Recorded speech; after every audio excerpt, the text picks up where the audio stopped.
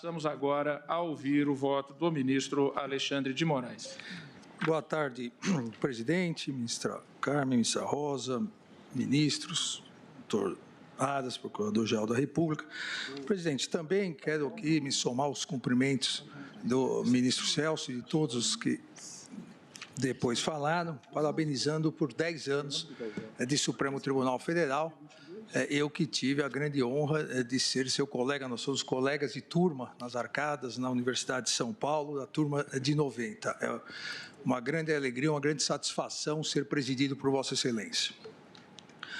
Inicio também parabenizando todas as sustentações orais que foram realizadas e cumprimento todos os advogados, em nome do doutor André, advogado-geral da União, que, no meu entender, cumpriu o seu munus público com excelência, dando à norma a interpretação que melhor a sua consciência indicava.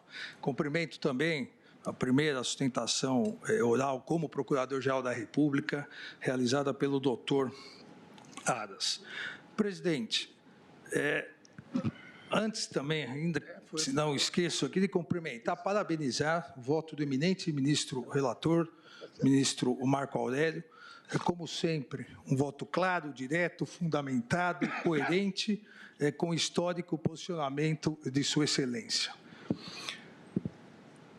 Eu inicio, presidente, com a questão da preliminar levantada pela Procuradoria-Geral da República e que foi... Vai ter que adiar, presidente.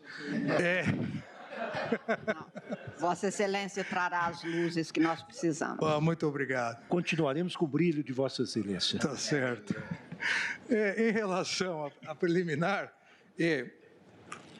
que foi também colocada pelo ministro Luiz Fux, há, obviamente, no direito à common law tradicional, antiga vinculação do judiciário aos precedentes, que deriva, nós sabemos, do sistema inglês, que não permitia, até 1966, não permitia que a sua mais alta corte, a Câmara dos Lordes Juízes, pudesse alterar um precedente, em função da defesa da segurança jurídica, que é, obviamente, uma das missões das mais altas cortes de cada um dos países.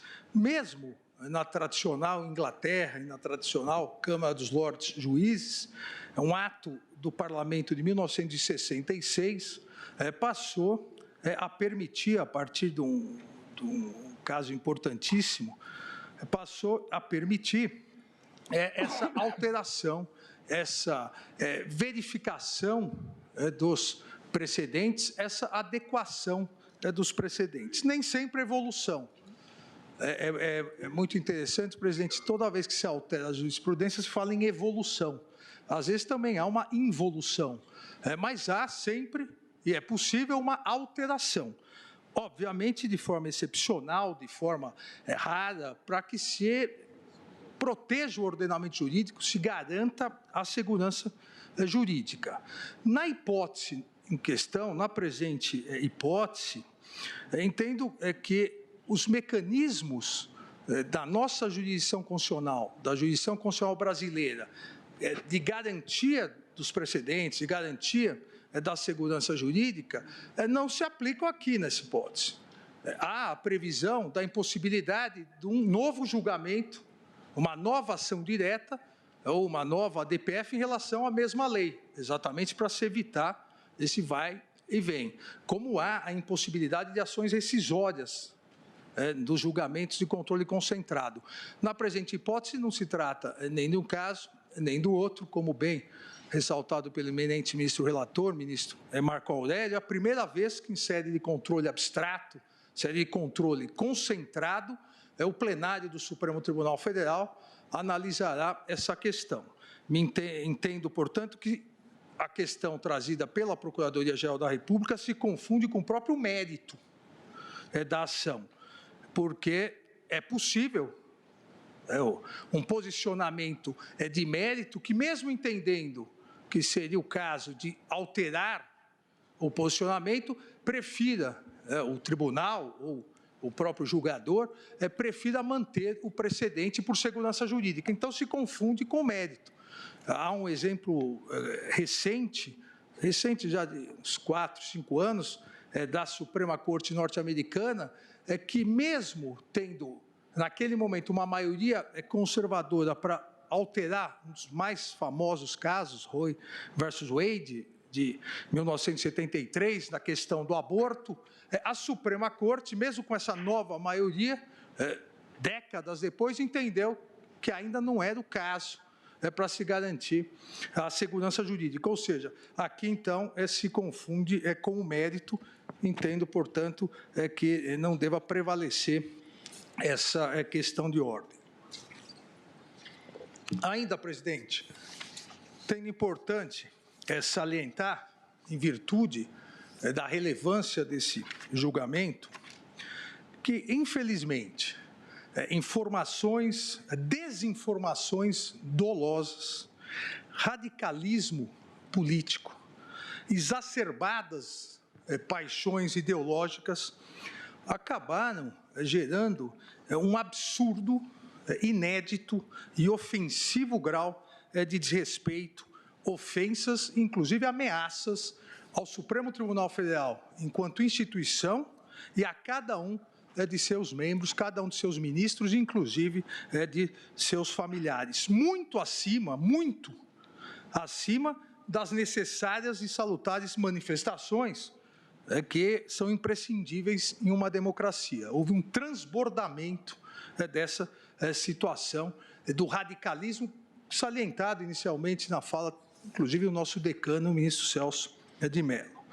Discursos agressivos, populistas e demagógicos, a eles se somaram falsos dados, pesquisas direcionadas, manipulação de informações, para usar o termo moderno, fake news, e ataques pessoais e virtuais, produzindo, lamentavelmente, repito, alguns dos piores ingredientes utilizados por aqueles que insistem em não respeitar a independência do Poder Judiciário e da convicção de seus juízes, que insistem em fermentar as tradicionais fórmulas autoritárias para sepultar o livre debate de ideias, a íntegra interpretação da Constituição e uma honesta valoração de princípios.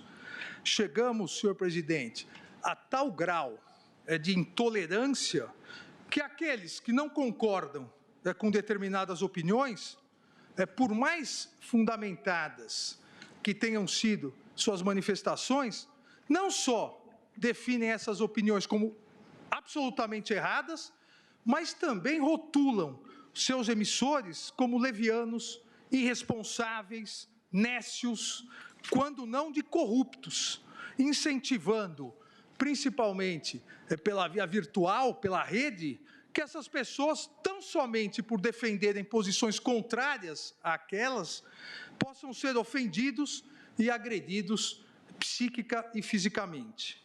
Não é essa a democracia que queremos. Não é esse o Estado democrático de direito que todos nós, brasileiros, cada um no exercício das suas funções públicas ou privadas, pretendem fortalecer e deixar como herança institucional aos nossos filhos e netos.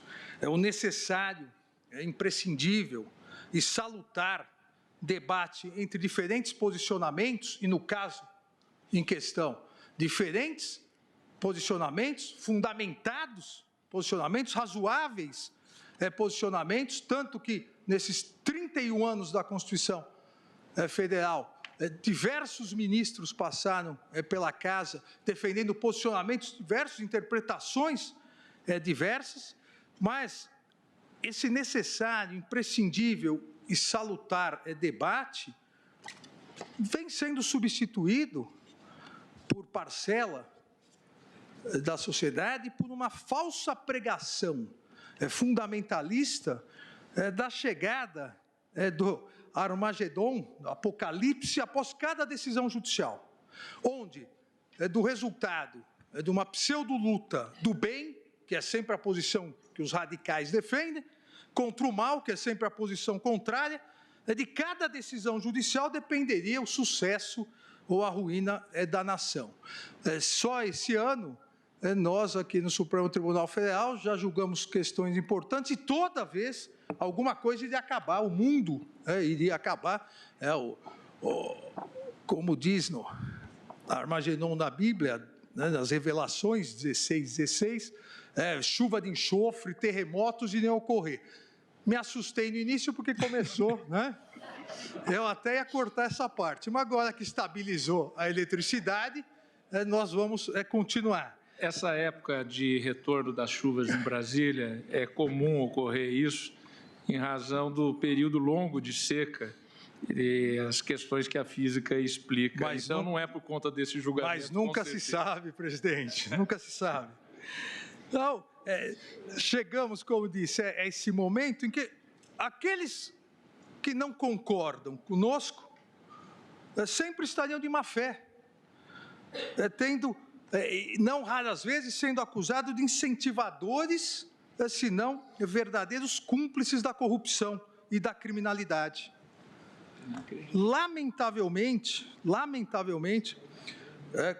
grande parcela da população passou a ser desinformada, bombardeada incessantemente com repetidos falsos mantras.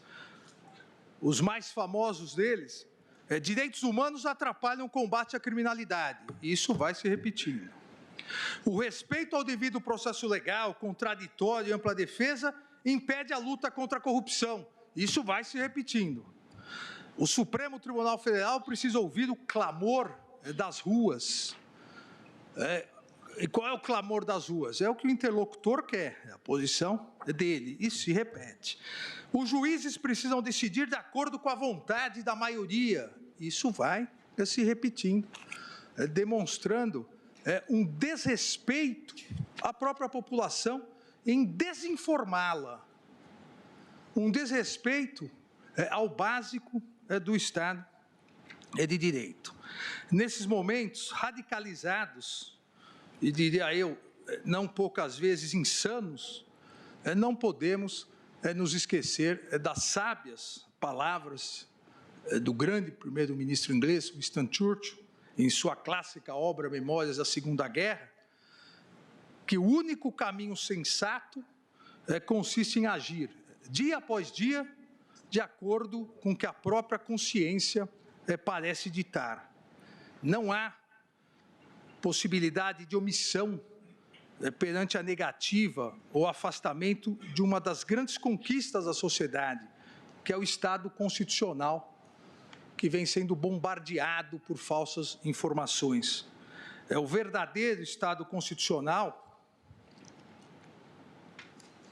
consagra a democracia baseada na soberania popular, mas consagra também o Estado de Direito, fundado no respeito às leis e na independência do Poder Judiciário. Não há Estado constitucional, não há Estado democrático de direito sem independência do Poder Judiciário. A força dos tribunais vem demonstrando no mundo todo a força da democracia, a força do respeito às leis, a força contra o ataque do autoritarismo. É disso que deriva a legitimidade da jurisdição constitucional. É disso, do Estado constitucional, da defesa intransigente ao Estado de Direito, que deriva a legitimidade desse Supremo Tribunal Federal. E não do clamor, do suposto clamor das ruas, a fomentar um perigoso e destrutivo populismo judicial. Baseado esse perigoso e destrutivo populismo judicial em agradar sempre grupos de pressão majoritariamente barulhentos ou setores midiáticos e ideologicamente engajados. Nem sempre é possível ou conveniente ou correto agradar a todos. E não é esse o compromisso constitucional do Supremo Tribunal Federal. Populismo judicial é incompatível com o exercício da judicatura, pois nem sempre é fácil, e aqui também uma frase histórica,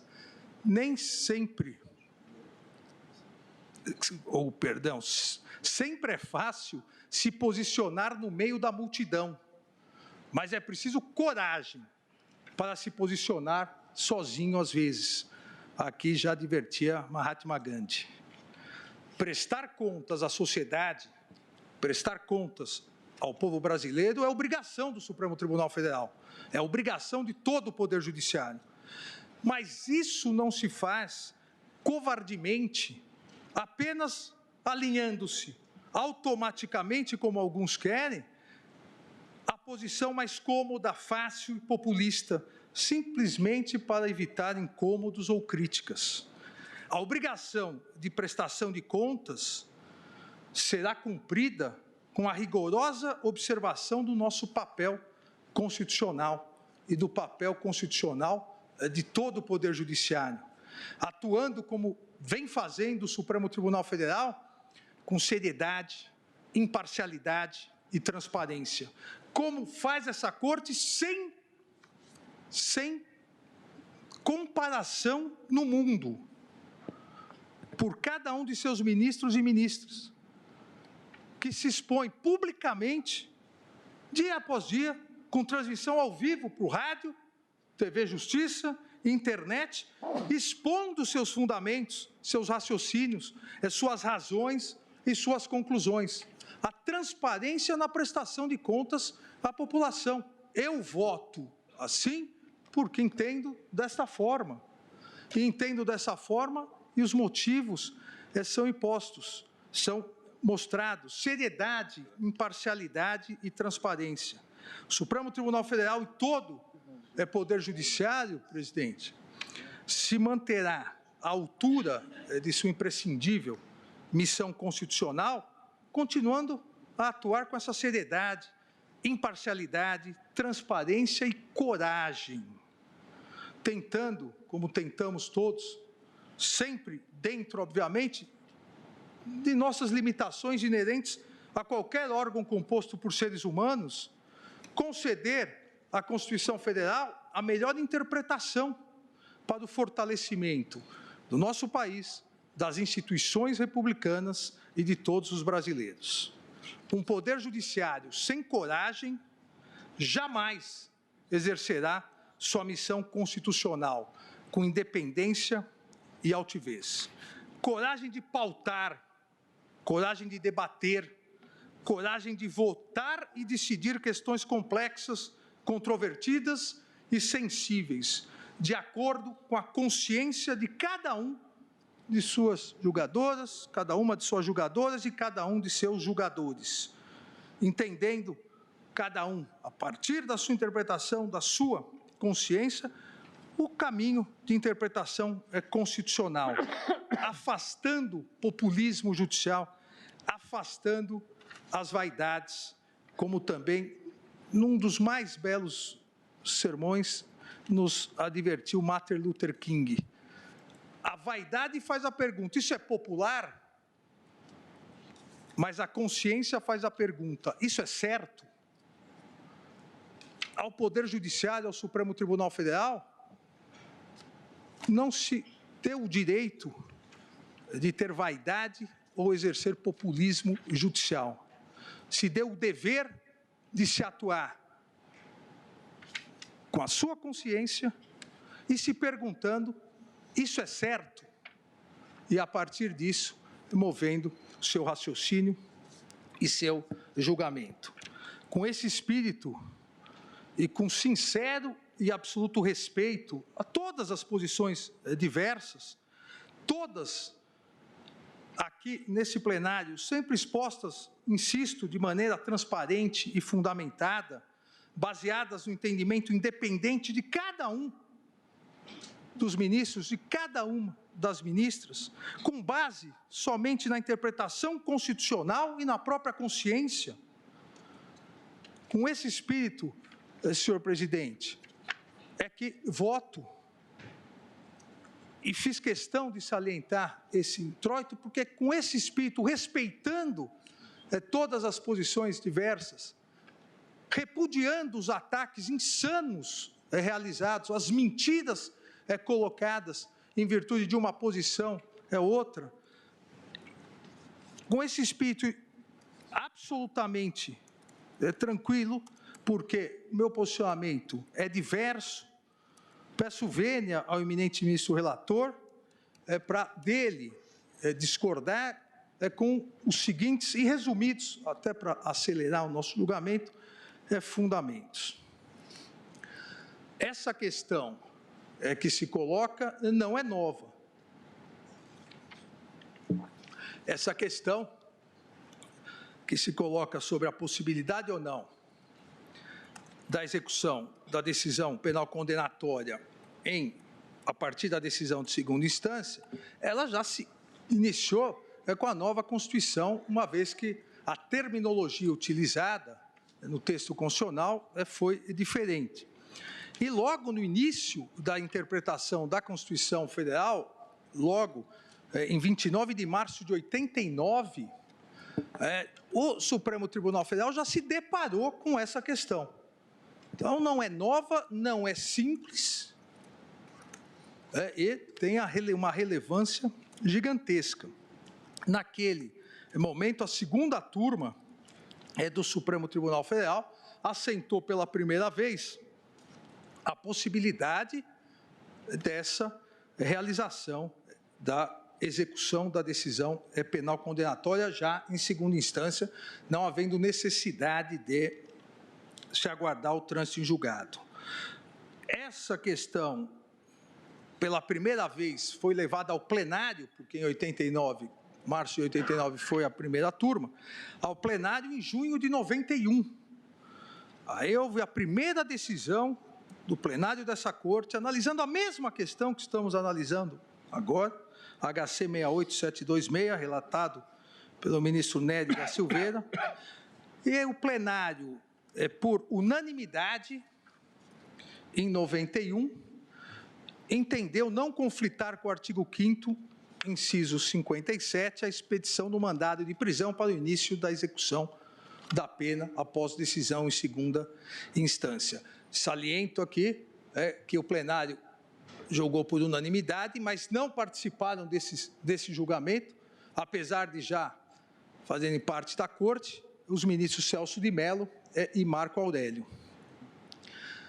que têm uma posição histórica e já conhecida de todos sobre a questão. Nesses 31 anos de vigência da Constituição Federal, esse posicionamento, a possibilidade da execução do acórdão penal condenatório proferido já em grau de apelação, foi amplamente majoritário em 24 anos, porque também parece que nós estamos discutindo aqui algo que se iniciou ano passado no julgamento no habeas corpus. Não, nós estamos discutindo, nós, instituição Supremo Tribunal Federal, há 31 anos e, majoritariamente, durante 24 anos, o posicionamento do Supremo Tribunal Federal foi exatamente se aceitar a execução do acórdão penal condenatório, da pena privativa de liberdade, proferido em grau de apelação, segundo grau de jurisdição. Da promulgação da Constituição até a decisão proferida em 5 de fevereiro de 2009, aí houve alteração, o HC 84078, relatado pelo ministro Eros Grau, e de 2009, somente de 2009 a 2016, a 17 de fevereiro de 2016, prevaleceu a exigência do trânsito em julgado. Nessa data, em HC relatado pelo saudoso ministro Teori Zavascki, HC 126.292, se retornou ao posicionamento anterior. Então, importante deixar consignado que nesse período de 31 anos da promulgação da Constituição Federal, somente durante 7 anos prevaleceu a tese contrária que exigiu o trânsito em julgado.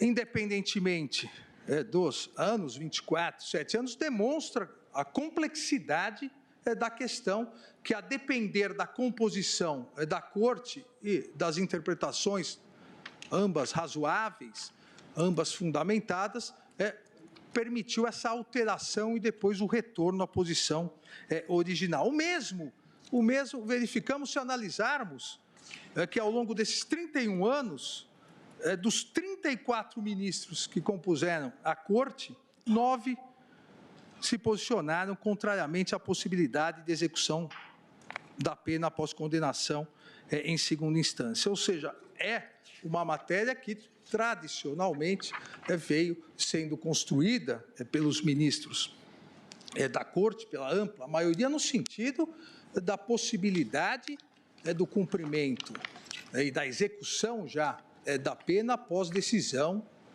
de segundo grau, da segunda instância, sem necessidade de se aguardar o trânsito em julgado. Isso permitiu, inclusive, todos sabemos, a edição de 2 súmulas pelo Supremo Tribunal Federal, a súmula 716 e a súmula 717, permitindo a questão e tratando da questão de progressão mesmo antes do trânsito em julgado.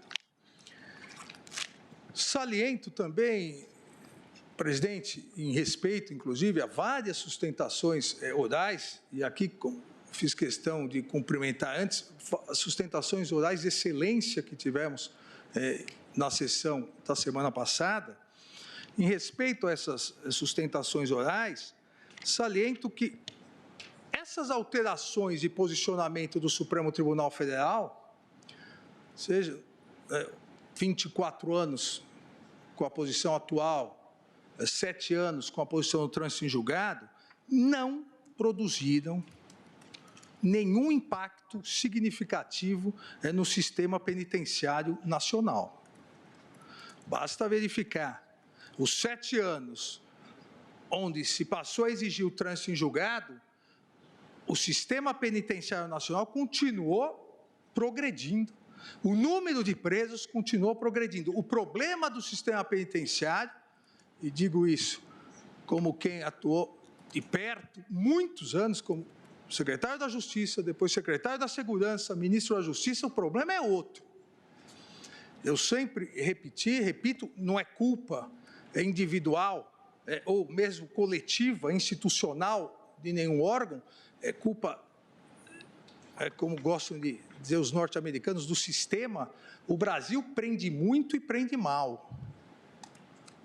O Brasil iguala crimes sem violência ou grave ameaça que não necessitariam de prisão, poderia ser aplicada, principalmente no primeiro momento, uma outra sanção na primeira prática criminosa, iguala a crimes gravíssimos, só mudando um pouco a pena mínima e máxima. E depois permite que todos sejam soltos ou progridam com o sexto. É o prende muito e prende mal, porque nós temos, dos quase 750 mil presos, nós temos a separação em terços. 1/3 somente são crimes com violência ou grave ameaça. 1/3 tráfico de drogas, e aqui é outra discussão importante, porque desse outro terço, 90% são pequenos traficantes, e o outro terço são presos por crimes sem violência ou grave ameaça, principalmente crimes patrimoniais.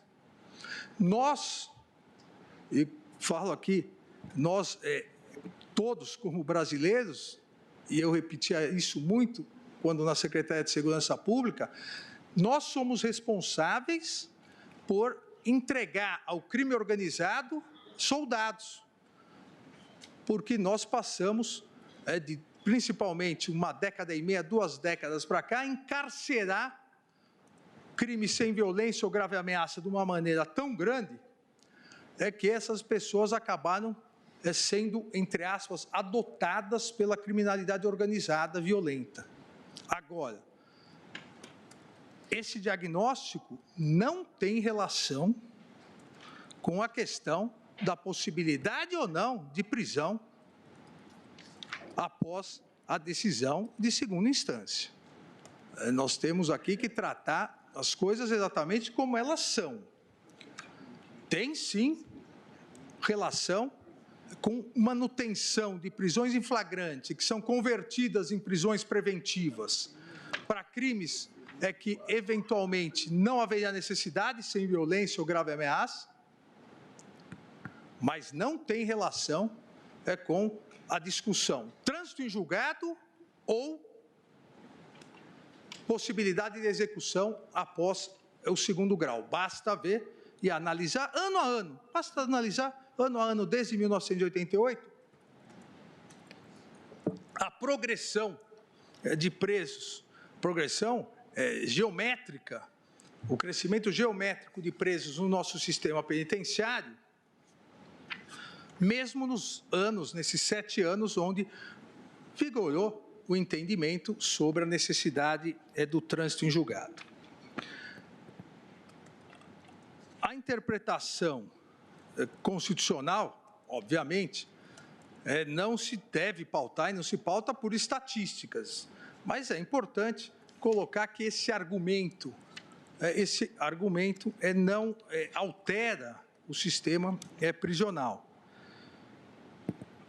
O que parece importante aqui, na análise estritamente constitucional, é que a possibilidade do cumprimento da pena após a condenação em segundo grau não desrespeita, com as devidas vênias às posições em contrário, devido ao respeito às posições em contrário, a meu ver, não desrespeita o princípio da presunção de inocência, que como sabemos, é uma presunção juris tanto, que para ser afastada exige, aí sim, seguindo, inclusive, o histórico artigo 9º da Declaração Francesa de Direitos do Homem e do Cidadão, de 26 de agosto de 1789, exige sim o mínimo necessário de provas por meio de um devido processo legal, o que desde o artigo 9º da Declaração Francesa dos Direitos do Homem e do Cidadão é uma conquista da sociedade. A presunção de inocência condiciona toda a condenação a uma atividade probatória produzida pela acusação. Quem alega deve provar, vedando taxativamente a condenação, inexistindo as necessárias provas ou havendo razoável dúvida, devendo o Estado comprovar a culpabilidade do indivíduo, que é, como sabemos, constitucionalmente presumido inocente, sob pena aí sim de voltarmos ao total arbítrio. Esse é um dos princípios basilares, o princípio da presunção de inocência, um dos princípios basilares do Estado de Direito, como garantia processual penal. Limita a atividade legislativa, é critério condicionador das interpretações das normas vigentes, é critério de tratamento extraprocessual em todos os aspectos e insiste na obrigatoriedade do ônus da prova ser sempre do acusador. A condicionante constitucional ao trânsito em julgado, e é a diferença existente nos demais ordenamentos jurídicos, a expressa previsão no artigo 5º, 57, ninguém será considerado culpado até o trânsito em julgado de sentença penal condenatória. A condicionante constitucional ao trânsito em julgado exige análise de sua razão de existência, finalidade e extensão.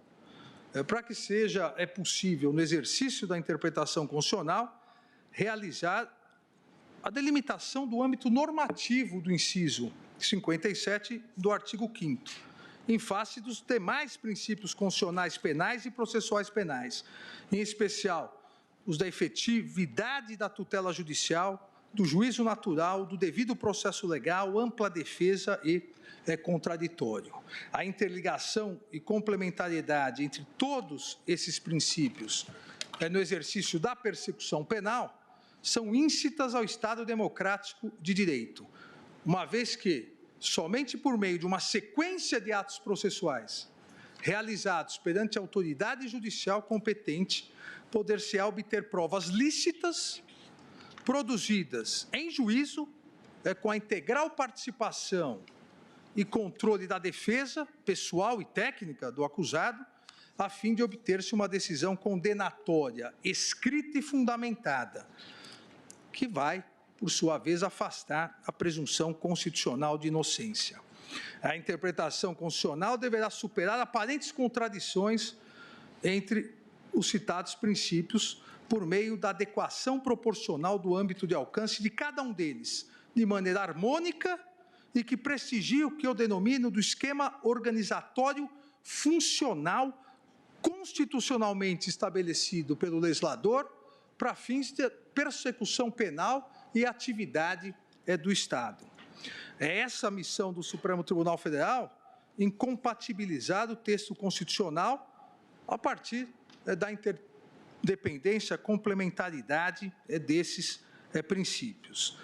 A eficácia do princípio do juiz natural, e aqui é importante porque o juízo natural para análise plena, para cognição ampla, para análise de provas, o juízo natural é opção primeira e segunda instâncias. A Constituição escalonou dessa forma, e um grande avanço em relação à Constituição anterior, principalmente em relação à Justiça Federal, que não tinha uma verdadeira segunda instância, ao mesmo tempo, a segunda instância, Tribunal Federal de Recursos, foi um escalonamento em todos os ramos especializados, ou na justiça comum, em todos os ramos da justiça brasileira, de cognição plena, de conhecimento de toda a produção probatória, primeira e segunda instâncias.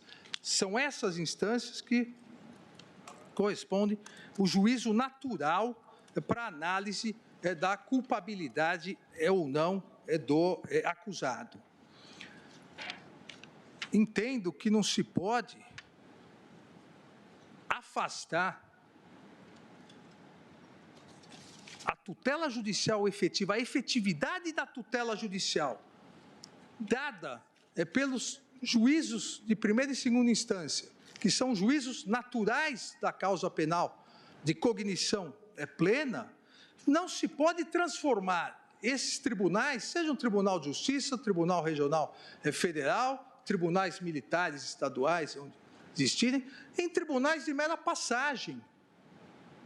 Ou seja, se passa decisão e se aguarda, porque é ele, o tribunal, o órgão colegiado, que vai analisar pela última vez, com cognição plena, todas as provas. É ele que vai analisar todas as peculiaridades a partir do devido processo legal, do contraditório e da ampla defesa. Deve-se conceder eficácia a essa tutela judicial produzida pelos órgãos que compõem a primeira e segunda instâncias, órgãos de jurisdição, órgãos que correspondem ao juízo natural. Respeitadas, portanto, essas exigências básicas do Estado de Direito, a presunção de inocência no tocante àqueles pontos que coloquei, análise de mérito da culpabilidade do acusado, qual o juízo natural que analisou, e o princípio da tutela judicial efetiva, há, a meu ver, constitucionalmente, a possibilidade de que as condenações criminais de mérito proferidas pelos tribunais de segundo grau sejam imediatamente executadas. Eventuais nulidades, eventuais questões constitucionais, questões de interpretação da lei federal, que são a exceção, senão o legislador constituinte teria possibilitado, seja o Superior Tribunal de Justiça, seja o Supremo Tribunal Federal, teria possibilitado a análise plena do mérito, a cognição plena, eventuais exceções, aí sim haverá sempre a possibilidade não só da concessão de habeas corpus, mas também de tutelas cautelares para o recurso especial ou extraordinário, que, ao meu ver, não se pode inverter a lógica do sistema. Inverter a lógica de maneira que os tribunais de segundo grau sejam simplesmente tribunais de passagem. E aqueles que não têm a competência constitucional da plena análise do mérito, esses sim se tornem as instâncias finais de julgamentos penais. Ignorar essa possibilidade, ignorar a possibilidade da execução de decisão condenatória de segundo grau, escrita, fundamentada. A decisão de segundo grau é fundamentada. A decisão de segundo grau condenatória, ela analisa de forma muito mais ampla a materialidade e a autoria do que aquela decisão lá atrás, de primeiro grau, que concedeu uma prisão temporária ou uma prisão preventiva. Está aqui a cumprir a exigência constitucional. A decisão é colegiada, do juízo natural, é escrita, é fundamentada, se reconheceu materialidade, se reconheceu autoria. Basta verificar, nós podemos pegar milhares de processos, basta comparar a decisão de uma eventual preventiva nesse processo e o acórdão condenatório. Qual é mais fundamentado? Está lá o último grau de jurisdição com cognição plena, com possibilidade de análise probatória integral, fundamentou o seu posicionamento. Eventuais, repito, ilegalidades, inconstitucionalidades, aos mecanismos que o sistema constitucional estabeleceu. Ignorar, portanto, essa possibilidade de execução da decisão condenatória de segundo grau, escrita, fundamentada, que foi dada mediante a observância do devido processo legal, ampla defesa, contraditório, com absoluto respeito às exigências básicas decorrentes do princípio da presunção de inocência perante o juízo natural de mérito do Poder Judiciário, é enfraquecer o Poder Judiciário, as instâncias ordinárias do Poder Judiciário. O esquema organizatório funcional estabelecido pelo legislador constituinte no tocante à persecução penal estatal garante aos juízes e tribunais de segundo grau a competência para analisar o conjunto probatório e decidir o mérito das ações penais. Foi que o ministro Nery da Silveira, no primeiro HC julgado em março de 1989, chamou de juízo de consistência. Esse juízo de consistência, realizado pelo órgão colegiado, juízo natural de segundo grau, afasta, no tocante à possibilidade de prisão, afasta a presunção de inocência, porque há uma decisão colegiada escrita, fundamentada, reconhecendo materialidade e autoria do delito. Autoriza, portanto, a meu ver, a execução da pena. Trata-se, e obviamente isso foi levantado também da tribuna, apesar de ser um entendimento majoritário, eu diria massacrantemente majoritário dos ordenamentos jurídicos, o direito comparado, obviamente, e por isso estamos aqui novamente discutindo essa questão, a previsão constitucional brasileira vem em outros termos e por isso que deve haver essa complementariedade, essa interdependência interpretativa dos vários princípios. Mas não há nenhuma exigência normativa a proibir, seja essa interpretação, seja a possibilidade de prisão, da prisão após a decisão em segunda instância, seja na Convenção Americana de Direitos Humanos, o Pacto de São José da Costa Rica, seja na Convenção Europeia dos Direitos do Homem, nenhuma delas condiciona o cumprimento da pena ao trânsito em julgado. Ambas, respectivamente, no artigo 8.2 e no 6º.2, exigem que a culpabilidade do acusado tenha sido comprovada pelos tribunais competentes, respeitados os demais princípios. Vários casos cito no voto, vários casos julgados pela Corte Interamericana de Direitos Humanos, Herrera Ulloa versus Costa Rica, em 2004, Ricardo Canese versus Paraguai, também em 2004, Rosendo Cantu e outros versus México, 2011, e o mais recente, 2012, Mohamed versus Argentina, em que a Corte Interamericana de Direitos Humanos reforçou que não há ferimento ao Pacto de São José da Costa Rica pela prisão, o início do cumprimento da pena após decisão do órgão colegiado, juízo natural, após absoluto respeito ao devido processo legal, ampla defesa e contraditório.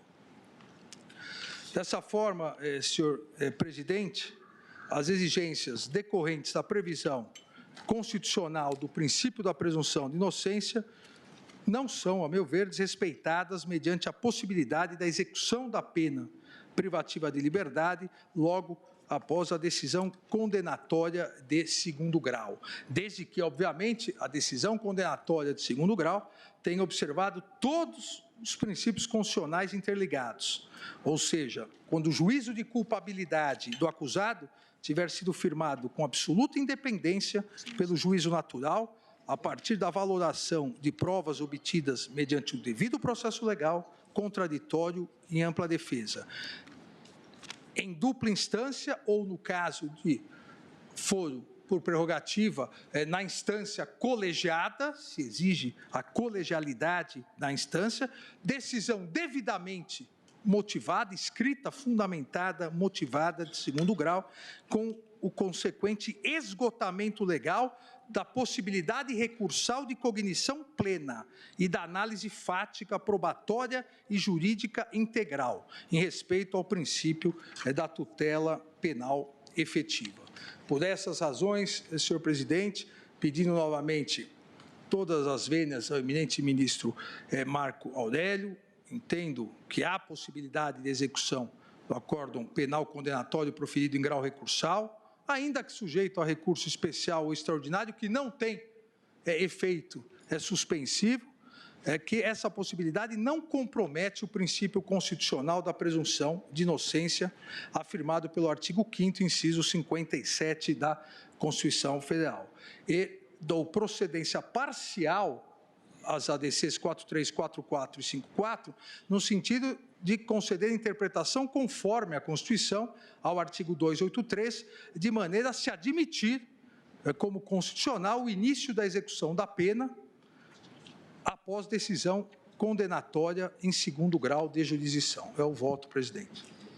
Agradeço ao ministro Alexandre de Moraes, que abre divergência no sentido de julgar parcialmente procedente para dar interpretação conforme e admitir a execução após decisão em segunda instância colegiada.